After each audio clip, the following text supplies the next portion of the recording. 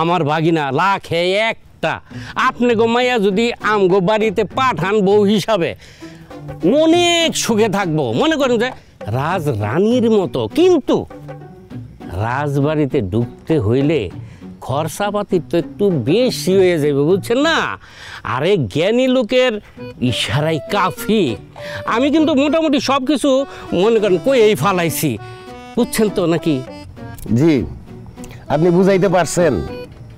আপনি যৌতুকের কথা বলতেছেন, তাই তো? এই তো আপনি যে বুদ্ধিমান আমি এটা জানি, অল্পতে সব বুঝা পালাম। তবে একটা কথা, ওই যে যৌতুক যে কথাটা কইলেন এইটা হলো থার্ড ক্লাস শব্দ, এইটা আমগুলোকে যায় না।